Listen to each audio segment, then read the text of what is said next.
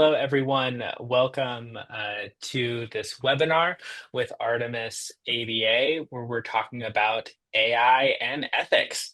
I really appreciate all of you coming. My name is Matt Harrington. You may know me from the Behaviorist Book Club, and I am just one of the amazing and extensive expert panel that we have here. I won't bungle through the introductions, but rather I want to briefly chat about AI and ethics and kind of frame what I'm hoping this conversation will give the everyday practitioner, because at its core, many of those on the panel and including the people we're hoping to be talking to are practitioners, those of us who have multiple cases. We're dealing with caregivers, we're working with clients, we're managing RBTs, and the workload involved in being a really good BCBA has never been higher. But fortunately, with the power of AI, some of the things that we can do have also never been easier. However, with all things comes guardrails, and that's where the ethics come in. I'm sure if any of you have looked through the ethics code lately, you probably aren't surprised to know that there is basically no mention of AI in the ethics code.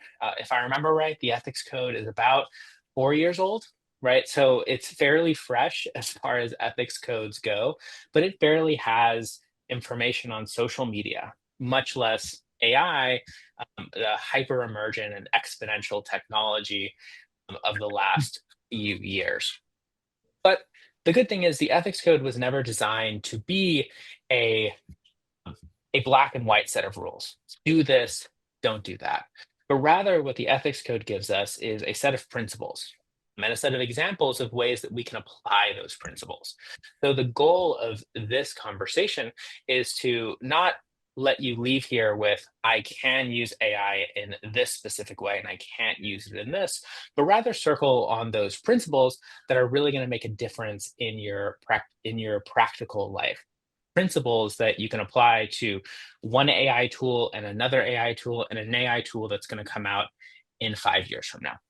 So some of the different things that apply from our ethics code to this conversation. I could go through numerous amounts of codes, but I'll just name a few. 105, practicing within your scope of competence. Let's just take using AI to write your session notes.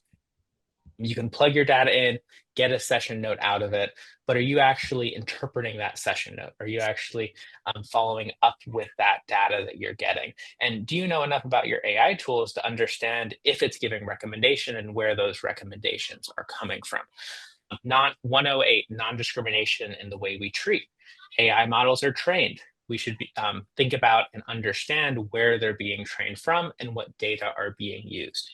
201, the right to providing effective treatment. This especially comes into play when we start talking about AI supporting clinical decisions or clinical decision models. Documentation, protection, and retention. Of course, your ChatGPT history bar is not a HIPAA compliant 7-year documentation store. And there's many, many more codes that could be applied here. But ultimately, I hope you can see that the goal of this conversation is not that AI and ethics are incompatible, or we need to wait for ethics code 4.5 or 5.6 to start learning and talking about AI, but rather the guidelines of ethics combined with the AI literacy that we're going to be working on here is going to be the tool that helps you critically evaluate not just ChatGPT, but the host of different AI tools that are coming into practice right now. So without further ado, I'd like to pass the baton and introduce Jim Vrtis, the Chief Technology Officer for Artemis ABA. Artemis ABA is the comprehensive software solution for ABA driven by continuous improvement and an innovative mission to provide the best software for ABA practitioners. Jim is going to help lead this complex conversation with this expert panel. So without further ado, take it away, Jim. Wonderful. Thanks, Matt. Thank you for great introductions and a summary of today's big event. By the way, everyone, happy Earth Day, right, everyone? And thanks for joining today's webinar. There are snacks in the back of the room, so please help yourself. Okay, if any of you guys look behind, there's still time to grab another cup of coffee, so we'll wait. No, due to the overwhelming response, just a couple of operational issues. We don't have time for a dedicated Q&A session, but I really encourage all of you, we'll open up the chat and please put in your questions and we will make sure we get back to you. We're going to email every one of you who poses a question. And again, we'll be opening up that chat channel here shortly. And we'll let you know when it's open for you. And again, please send your questions. We promise to get back to each and every one of you at the end of the webinar. I'm really excited about this panelist group. I'm going to start. I want to welcome Adam Ventura. Adam Ventura is a BCBA founder and CEO of Intraverbal AI, where he's focused on integrating AI with behavior science to transform applied behavior analysis. Welcome, Adam. I want to welcome Amanda Ralston. Mandy is an internationally recognized thought leader in behavior analysis, ethics, and outcomes. Welcome, Mandy. I want to welcome Amol Deshpande. Amol Deshpande is the CEO and co-founder of Frontera, which is focused on the development of AI-powered solutions to revolutionize autism care. Welcome, Amol. And lastly, I want to welcome Mellanie. Mellanie, thank you for joining us. Mellanie Page is the EVP of Operations at ABS Kids and founder of the ABA Collective and leads events and programs that expand behavior analysis. So it's a truly remarkable panel. I'm so happy to have all of you here. We have a lot of ground to cover. I'm just going to jump in and introduce our first topic. And we're going to talk about ethical and practical considerations of AI. So the first topic that I'd like to kind of bring up is AI adoption and literacy. It's something that I know is on everyone's mind. And as more tools are developed and made available for the average clinician, I want to bring up, how should these tools be evaluated? How should we look at these tools and evaluate them for our practice under the guise of ethical and practical considerations for the use of those tools?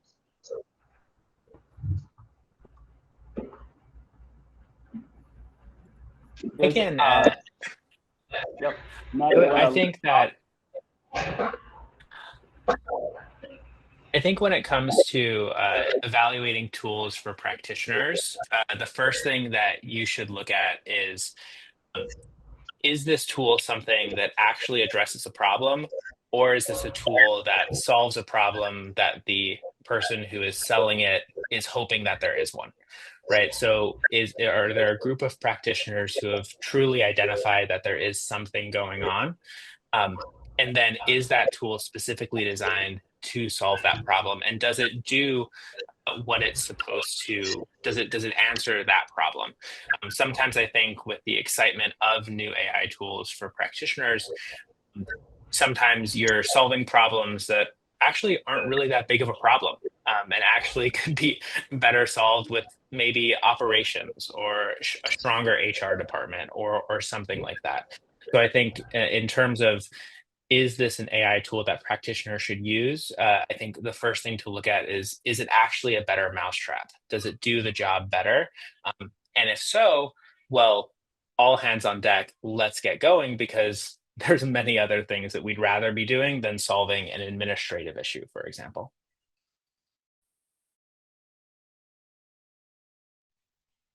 You're muted, Jim.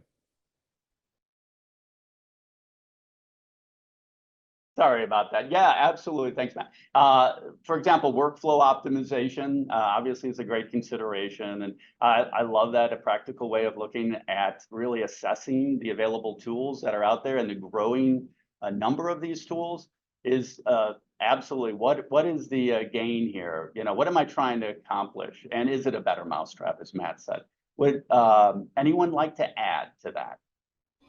Mellanie, I have another thought. Yeah. So in some of my presentations, I've talked about having an adoption day, because I think the best tool to use is the tool that people will actually use.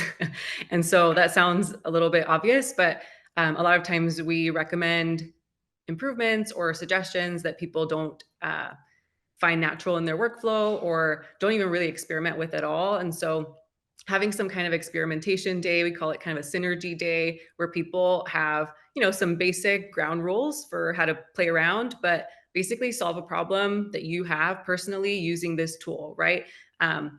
Get people to touch it, feel it, experience it, ask questions, share ideas, and get that excitement going. Because I think adoption sometimes has to be more structured than just, here's this amazing solution and we're handing it to you and we're paying for it for you. It's sometimes a little bit more challenging. So that's one suggestion I have for organizations that really want to accelerate adoption, is get people in the room and get them excited about trying something out. Yeah, I'd like to follow up on what both Mellanie and Matt said. I think entrepreneurship fundamentally is about solving a problem. So whether you're bringing a new product or service to the market, or competing with existing products or services, you're either bringing something to the market that doesn't exist, or you're doing a better job of solving a problem that other people are already trying to solve. And if we're talking about the context of ABA therapy, I think two important factors to look at are, does the product help the end user, which isn't just the behavior analyst working on the case, but the clients that they're serving? And is it in line with the basic principles of behavior analysis? I think those are two important factors to consider.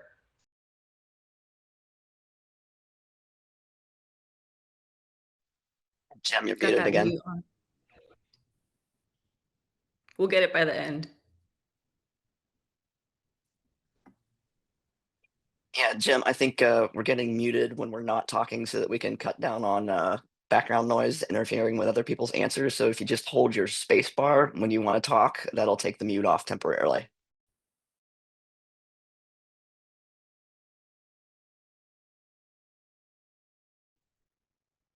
And you're still muted. Thank you, Mandy. Awesome. Yep. Yes, we are. Thank you. I wanted to keep moving. Thanks, Mandy, for that. I appreciate that. So, I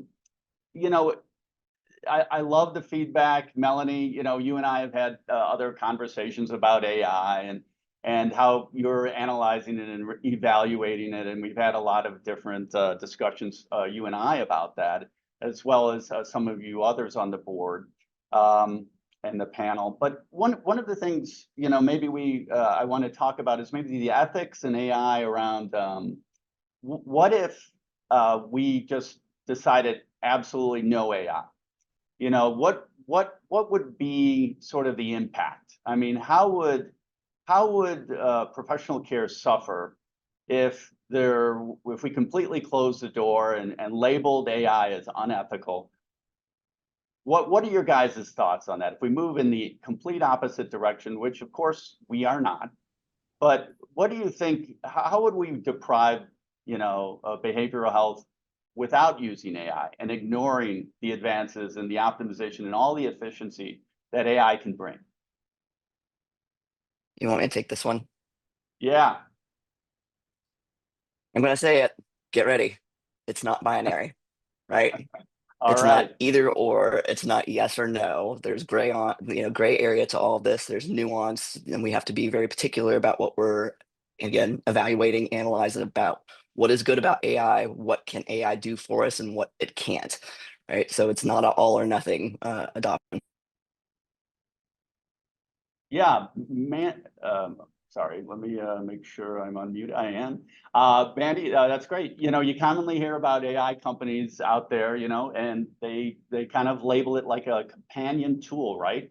That's how we just have a lot of discussions around the utilization of AI and the AI tool sets that are emerging and growing. And they're often discussed in a manner of, not replacing, but actually assisting and as a companion tool for therapists and for practices to be more efficient, more productive, and ultimately maybe free up some of those operational challenges. So what duties and functions do you feel like an ethical behavior analysis can be supported with AI?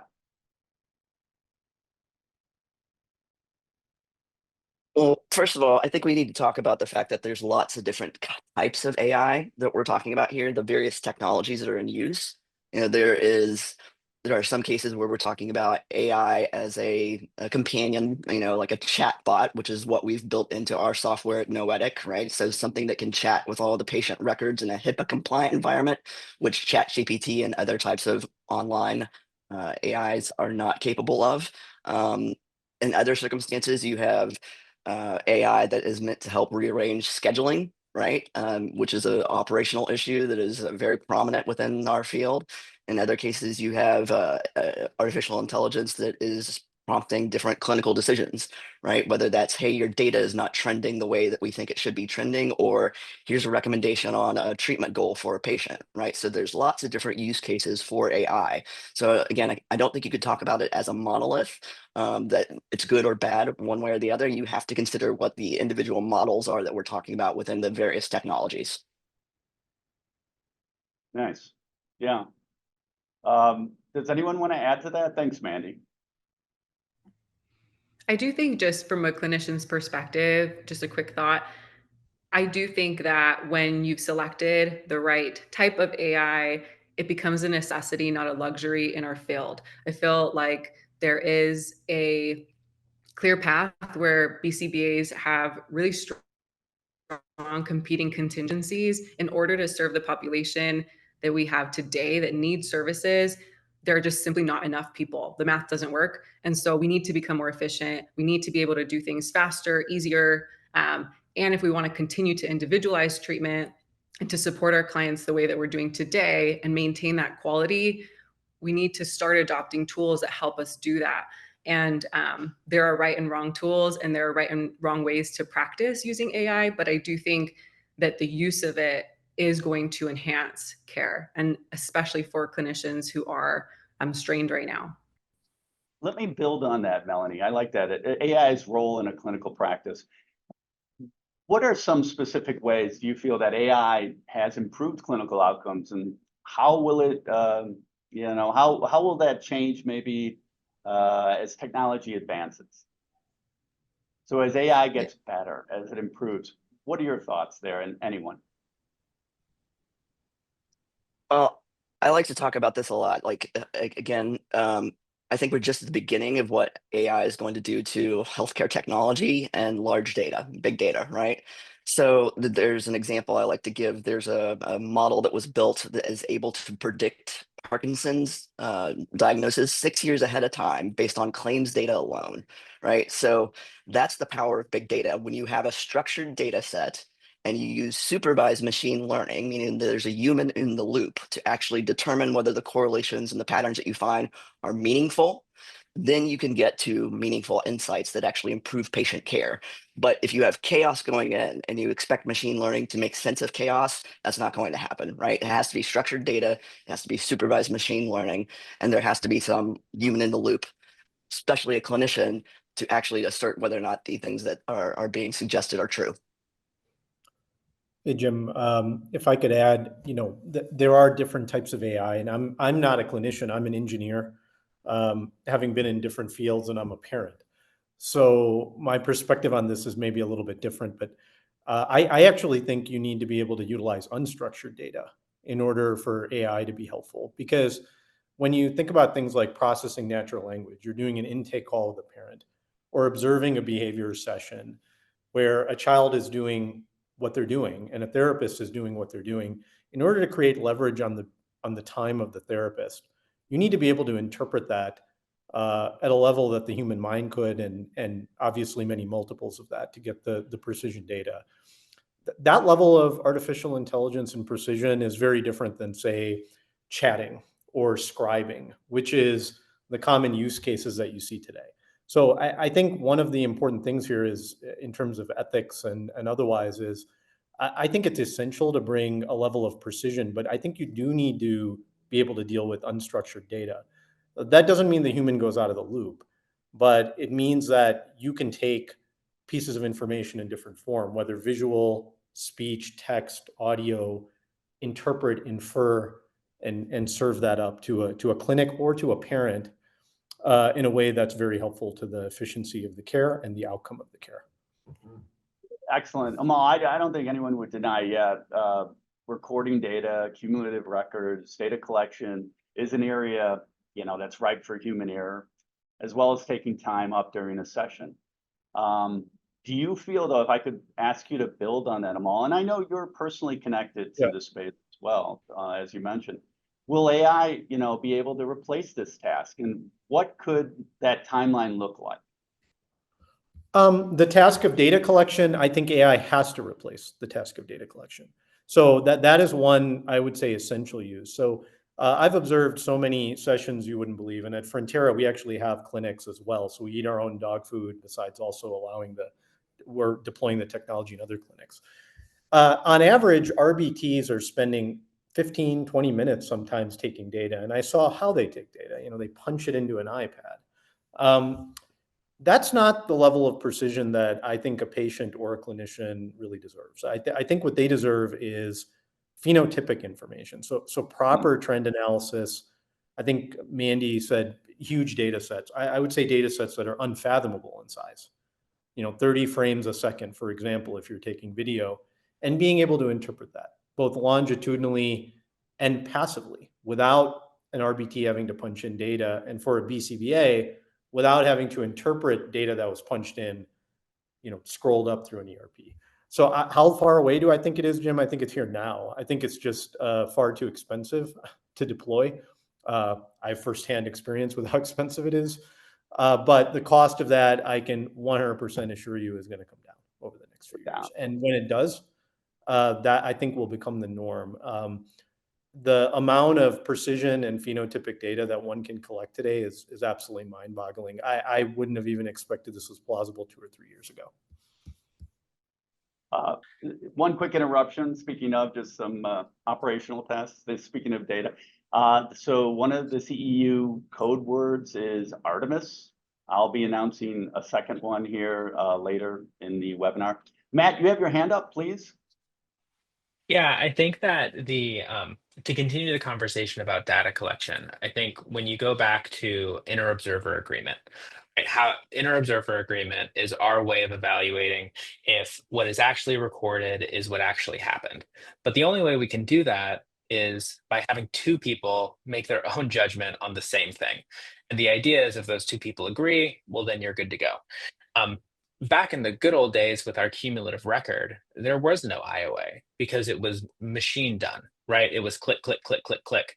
And the data collection was not all the quote IOA there was simply, is this machine working properly? If so, we can now trust our data 100%. We switched over to IOA because the cumulative record wasn't flexible enough, and it wasn't able to track the huge amounts of complex behavioral variables that we moved into once we started applying ABA to humans. What I'm excited about with data collection is not just the reduction of time with the behavior technicians, which I totally agree, Amol, is going to be a massive time save and benefit for the client, but also the ability to start to truly trust the data that we're getting. As a practitioner, there's kind of those big 3 things that you look at when treatments start to fall apart. And the first 2 are fidelity to the behavior intervention plan, and IOA basically is the graph that's showing that things are falling apart. Is that actually true? And so I think having a tool like AI at the level that Amol is describing to turn our observation of a behavior into cumulative record type accuracy is going to revolutionize the way that BCBAs can make clinical decisions and actually trust the outcome. Yeah, Jim, can I give you an example just real quick? I want to share. We do a massive amount of R&D at Frontera. And if you take an off-the-shelf model of Gemini, for example, and you try to assess a phenotype of autism like crying or screaming, it'll be accurate in a clinical sense about 20% of the time. Because people cry and scream, and kids cry and scream for a bunch of different reasons. Being able to interpret whether there was progress from a clinical or behavioral standpoint, whether it was something related to the treatment plan, whether it was background noise.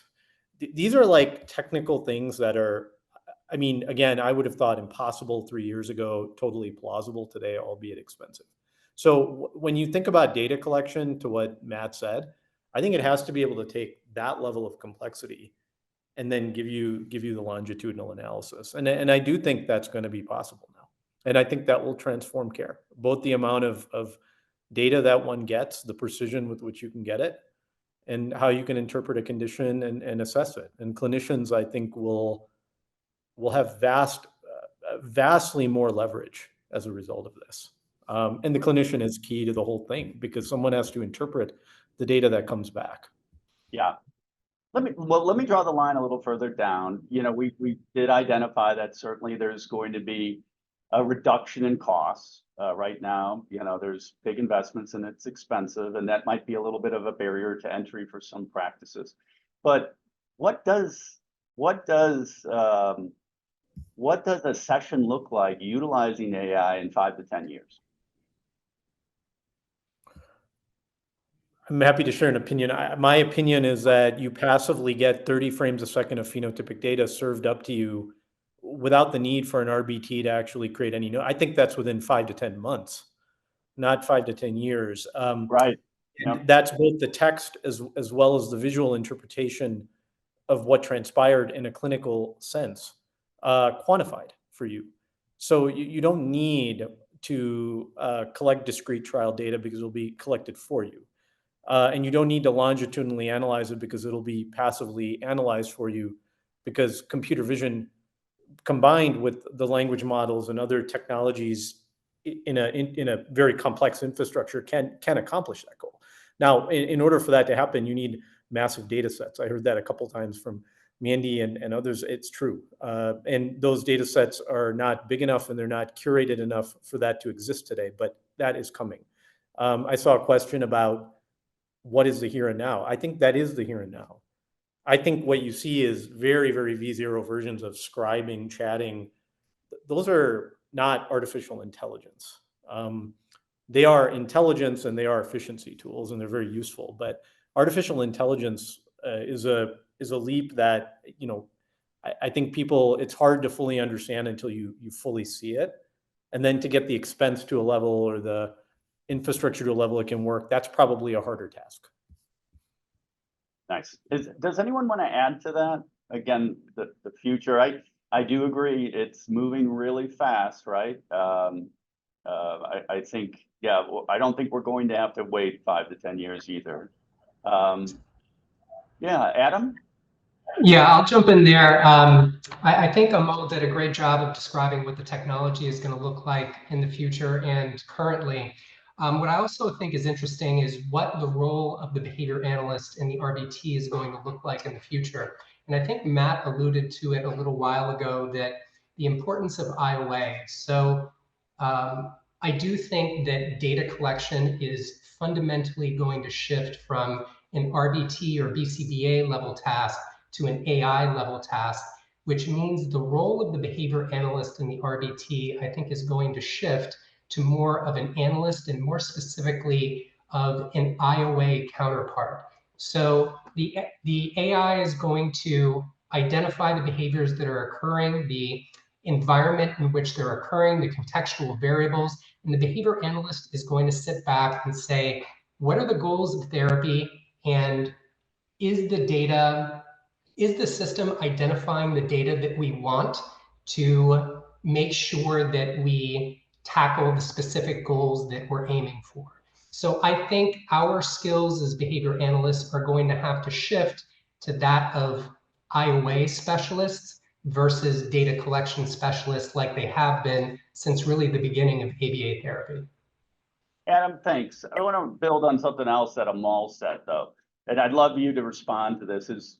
So the data, that sample data set, let's talk about that. Where does that come from, and what does that data set look like? Depends on what behaviors you're tracking and in what context you're tracking. I think the data can, it's interesting because I think the AI technology is very different from a lot of technologies of the past in that there's a lot of democratization of the technology now, people have access to advanced AI systems for relatively low pricing. And what that tells me is that the real value moving forward is going to be in data sets. And I don't think right now, so many of us are interacting with large data set systems, whether you're interacting with ChatGPT or Claude or Perplexity. And I think the future is really going to focus a lot on smaller data sets, more specific data sets that focus on whether it's our field and it's focusing on autism services or ABA therapy. It could even get more granular and focus a lot on reduction data versus acquisition data. So I think the data is going to become much more specific moving forward. Yeah, no, Mandy, you and I have had some conversations. Sorry to call you out on this, but we've talked about those data sets ourselves. Do you want to comment? Yeah, I just think it's important to keep in mind that the data insights are only as good as the underlying data set is. And so we as practitioners need to be aware of bias that may be baked into the system if we're only looking at certain types of populations. There could be bias in the actual algorithms that are being built depending on who's building them. So again, having a human in the loop and having that feedback from clinicians is vital to all of this, right? But yeah, we can't just be looking at, say, commercial insurance as an example for a data set, because that's a very privileged group of people by way of virtue that their parents had a good enough job that they had private insurance to pay for. So yeah, I think we just need to be really intentional about who is in the data and what are the social determinants of health and the other types of implicit bias that might be in the data set itself. Beautiful. Thank you, Mandy. I want to move on unless, Amol, do you want to add anything there? I saw you shaking. You're good? No, I agree with what Mandy said. Yeah. I think that there's data sets all over the place. I think I'll give you an example. We have overseas customers who are dealing in languages like Arabic. There's, in some countries, 6 different language interpretations. What good is a natural language processing system or an LLM if it doesn't understand the nuance between those? Now, the visual observation and the computer vision could be very similar. And I've noticed across cultures, the children are very similar in terms of their behaviors and how they present. But the language may be very different. The parents and the family dynamic may be very different. And these are all part of the case, right? So for a therapist, if the AI can't nuance at that level, it loses value very quickly. And so Mandy is right. The data set and the quality of the data set is everything. The size too, but it has to be sufficiently diverse and meet those requirements depending on the populations you're dealing with. And I agree also that the more underrepresented or global the population is, the harder it is to build that data set. Nice. Let's talk about something fun here. I think that our audience would love to hear is, okay, what are some administrative tasks? What's available? So if we immediately, look at, utilizing AI today, what can a small to large company look at here today and begin to adopt and utilize tools that can make really an efficiency or productive gain in their practice today? And I see, Matt, you've got your hand up. Start with you. Yeah, some folks on this panel are going to have amazing real things that you can go to. I think when you look at this question, though, one thing that's helped me is to kind of define what value you're getting, right? So as a BCBA, I either want a tool that helps increase my skill and knowledge, my visibility of the case, if you will. Things like chat with HIPAA compliant chat with documents, for example. I'm confused about a treatment decision, and bam, I can get an answer without 12 pages of reading. Or I want things that give me more time to be a good BCBA, right? That's where I would put things like session note writing. And so when it comes to where can AI help us, those are the 2 things that I'm really excited about today, is those types of products. And I know some of the folks on the panel have some really good products and things themselves. So I'll pass it on to them. But I think as a practitioner, those are the buckets for usefulness that I'm looking for. Well, yeah, thanks, Matt. We're excited about the AI chatbot, our little no Yeti creature that hangs out in the corner of the platform so that you can actually chat with all the patient records. He helps take the mystery out of treatment planning, right? But again, I want to separate out, that's one portion of our software. That's the AI component. The rest of the software is algorithmic based for the time being, right? So I've built clinical decision support systems to help practitioners move through treatment pathways based on my 25 years of practitioner experience. So basically made a Rubik's Cube full of clinical information that people can then have a report written for them when they conduct a structured clinical interview. So just wanted to highlight that there are two separate types of offerings within our particular platform. Thanks. Yeah, that's great, Mandy. Yeah, I'm going to just go down here my list. Mellanie, I like the perspective you, of course, bring to the panel. What do you think is highly anticipated from that tool set? Yeah, I'm the token practitioner without a cool AI tool that I built myself. So I'll share kind of the lightweight things that I think have been really practical and helpful for clinicians that I train on and help support. So some like basic use cases that I think have been really helpful are building your own GPTs. And now I know that there are privacy concerns and things that you have to consider when designing guardrails around GPT builds. But if you don't have the premium account for ChatGPT, essentially the GPT is just something that you can train with documents and information. And I'm speaking to the layperson, right? So ideally you have a function for those GPTs. Some examples that I share in my presentations are a social validity GPT. So that is trained in research and information. It's even trained in a meaningful programming rubric that can score your programs based on certain questions and interact with you about how meaningful those programs can be. So you essentially train it in whatever you want your practitioners to learn or understand and interact with it. You know, it's much more controlled, not as flexible, right, as a tool. Definitely recommend looking at more robust tools if you plan to use it as a kind of a cornerstone of your organization. But even something as simple as assessment crosswalking, I think someone asked in some of the questions, like, are there treatment plan recommendations that we can like leverage right now? And I think one of the easiest ways is we have all of these new practitioners. We have a lot of payer requirements. How can we build in some of the standard assessments that are required, but then allow the clinician to interact with the GPT and say, I know this child needs XYZ skill set. Find me the goals that kind of crosswalk with that need so that I can meet the payer recommendations, but still customize the treatment for the client. I think we sometimes get bogged down by all of these payer requirements that we have a hard time really putting the client first. So I think some of those simple ways to leverage, accessible technology today is a great way to experiment and then kind of invest in what you think is most needed for your team members.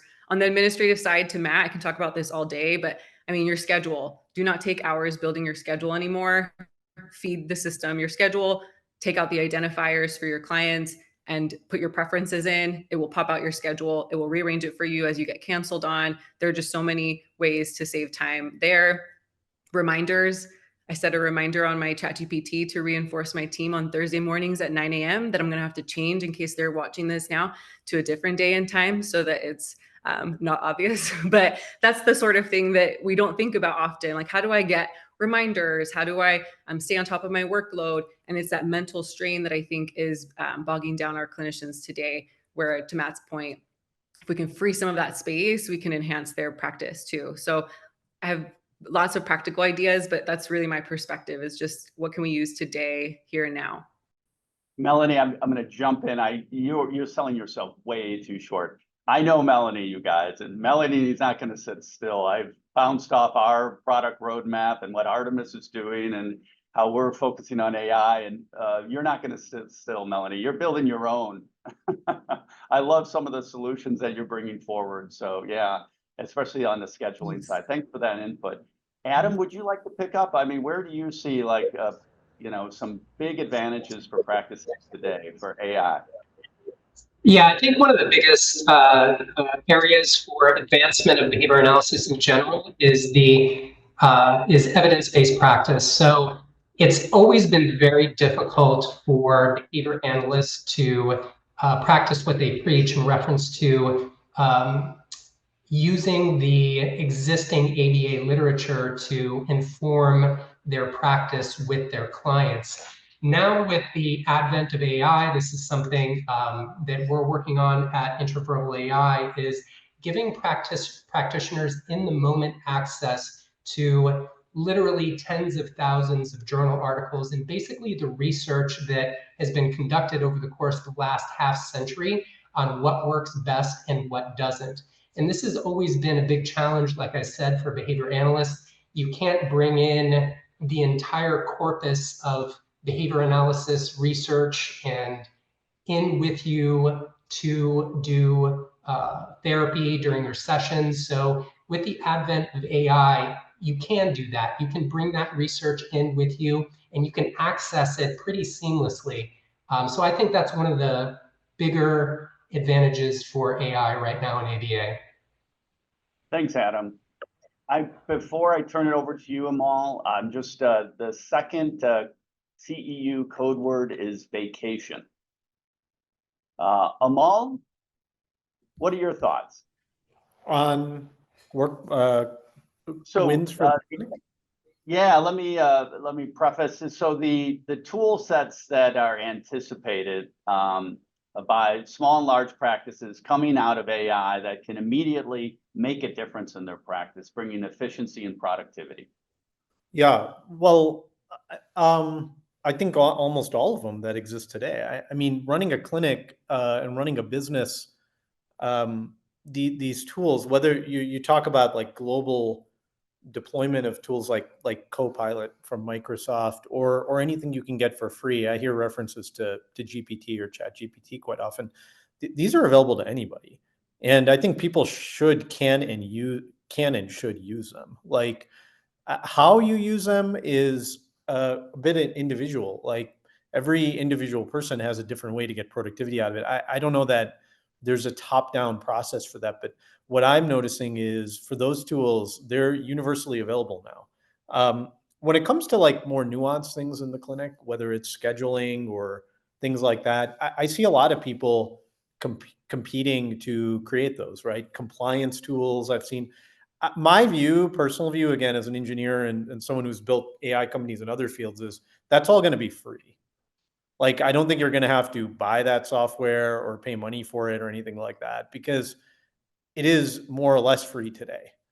I think it's one of those things where the most, high value, immediate things, those are the things a lot of people will go after. And there will be a lot of options on that front. I think everyone should use them. I think they're like very, very, we use them in our own company here. I think they're not only ethical to use, they create efficiency, but I don't think they're going to be, it's hard to see how they become differentiated. That's been most like how do you differentiate a very basic tool from another one? But I think they should be used, and I think there's a lot of them available right now, and they're pretty good, actually. Thanks, Amol. Yeah, at Artemis, our mission is to eliminate wait lists, and we do that, by providing the most efficient platform that we can. And we look at the disruption of AI, and we were talking about some of the advantages and the efficiencies. What are your thoughts on those staff ratios, the therapist to client ratio? What's going to change out there? I mean, I do see us being able to kind of move the dial here a little bit on reducing these wait lists. What are your guys' thoughts? I mean, I will just tell you, Frontera, we started the company for one reason, which is access to care, and then secondarily, precision in care. I think that AI, just the topic is ethics, right? I think AI is not only ethical, it would be ethical not to use it. If you could actually reduce a wait list. In the markets that we do business in today, there's something like 4 kids on the wait list for every one that gets care. And I'm sorry, Amol, it would be unethical not to use it, right? If we could improve efficiency and have a quality of care that's sufficient or even better than what exists today. In the markets that we do business in, and a lot of our clients now, we have a lot of clients using our technology now, they have wait lists that are years long. I'm not exactly sure what's ethical about that. I think as a parent, personally, that was probably the most frustrating part of the journey, is trying to find someone who could diagnose my kid, find someone who could provide care for my kid. And I think, as Mandy pointed out, if you're poor or you live in a rural community or something, it's probably even harder. So, Jim, I think that the technology, that is the goal. Like, if AI, whatever it is, you want to call it, if it can do that. Now, caseloads, I think that lack of precision data, I think that certain billing codes and requirements around supervision create limitations on how much a BCBA can do. So I think that once AI is here, and I believe it is here, as I said already, in a manner that people can't fathom, I think those codes will change, because I do think the payer wants access to care at a reasonable cost. I think the clinic wants to be able to deliver care without having to burn out their clinicians, reduce the quality of the care. And I think that can be mediated by AI. And once it is, I think these wait lists are going to go away. I think that is a goal. I hope that when a kid needs a diagnosis, I want to jump in. Yeah, please. Sorry, Amol. No, sorry, Amol. Mandy, No, I want.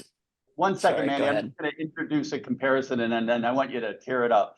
I agree with you that affordable care is great. I mean, you just look at the telehealth industry, and that's made a significant difference, that technology advancement. But yeah, I love that response. Sorry, Mandy, please go ahead.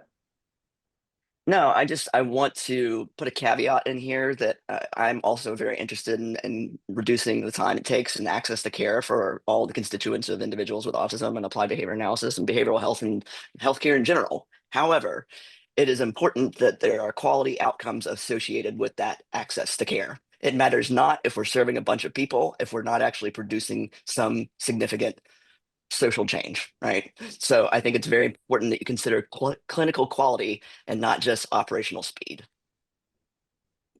Excellent point. Yep.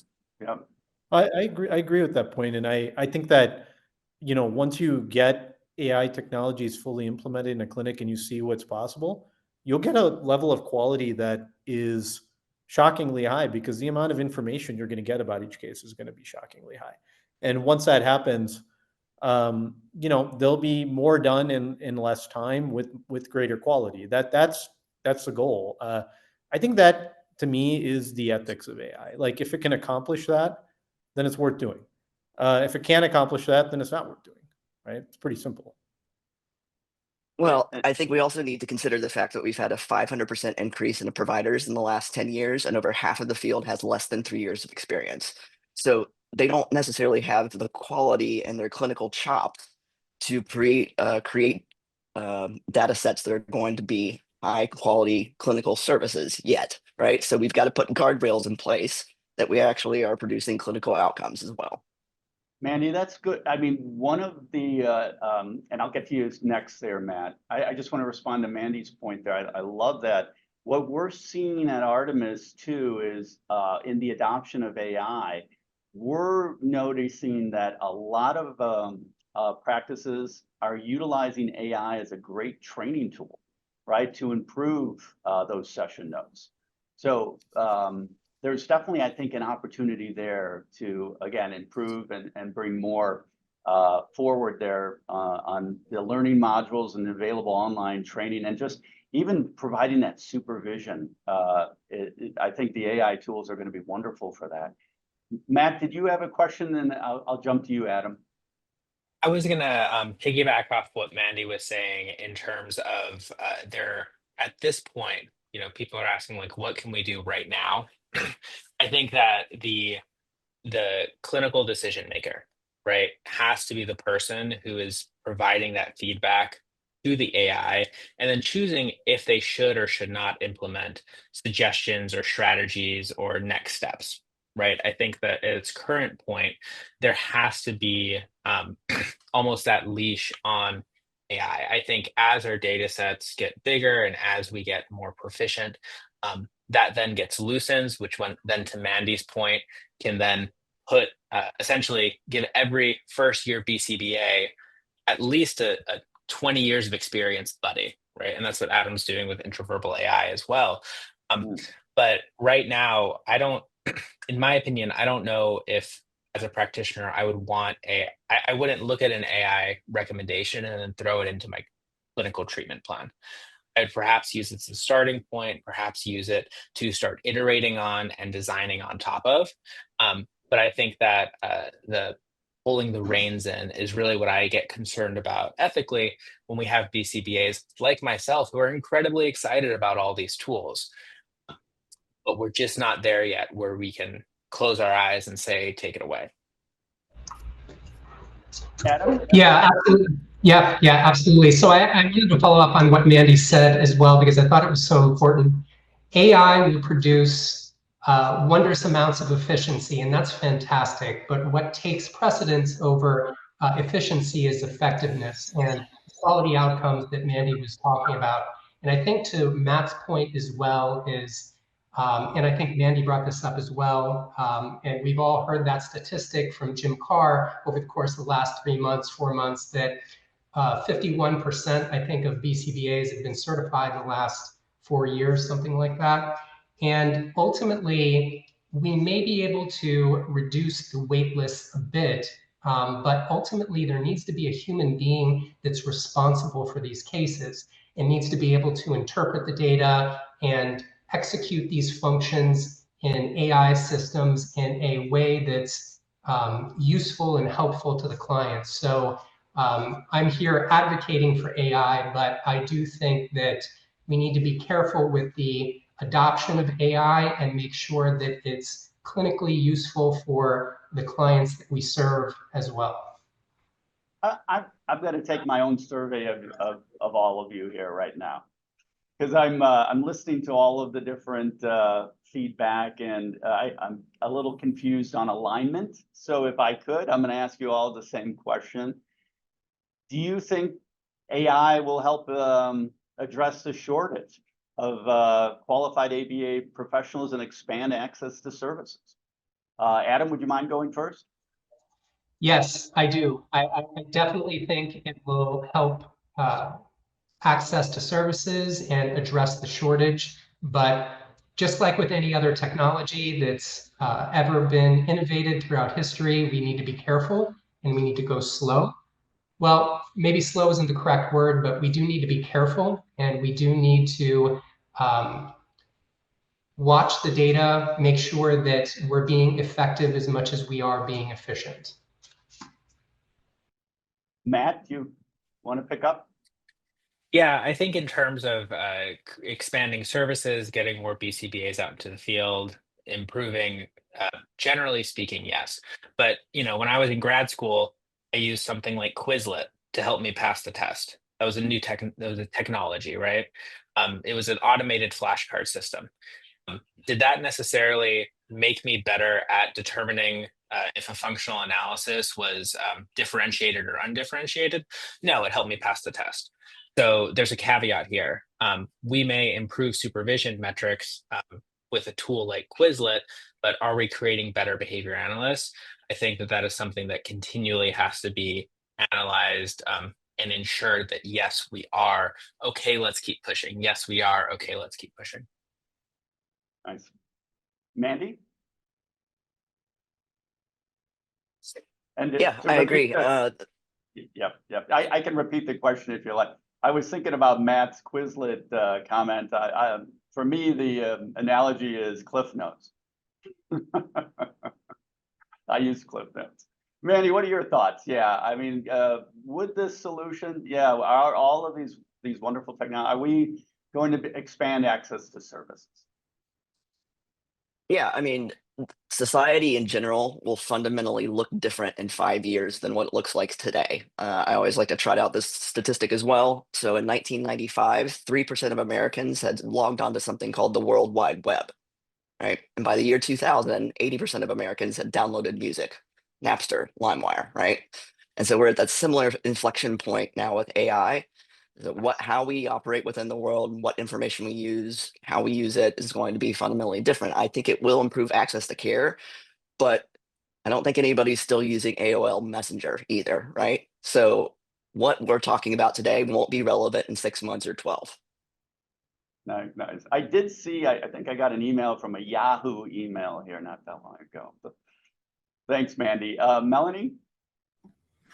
Yeah, sure. I mean, I think we're already taking on more than we can handle. I say that because every other post I see is about burnout. And so my aim, and I'm not sure if I'm allowed to say this because I think Mandy has it copyrighted, but it's not binary in that we can like use what we have at our fingertips today, learn, explore, experiment, and help reduce some of that strain, because it's not a matter of if it will open capacity. We've already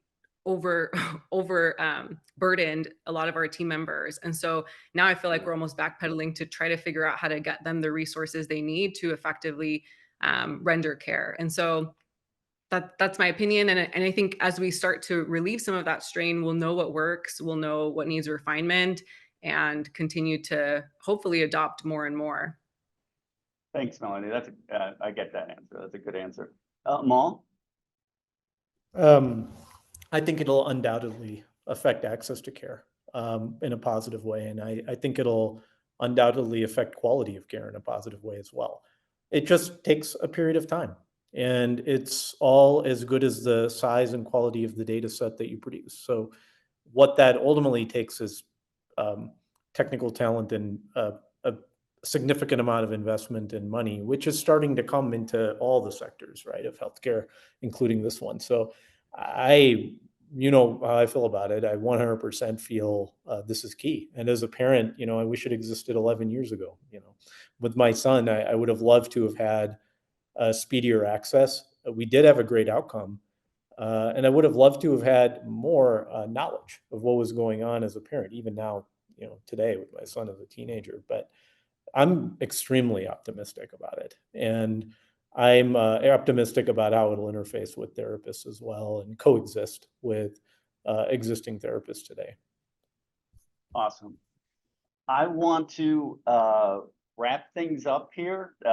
We're at time, and I want to take a few minutes just to thank this amazing panel. Really, you guys are great. I loved all of the input each one of you gave. So really, thank you so much for your time and participating in this panel. And I'm looking forward to future panels here to further these discussions. And again, to all of the attendees, we will be responding to your questions in the chat. So thank you so much for giving those questions. And thank you everyone for your time here today, and enjoy Earth Day. Thanks everyone. Thanks.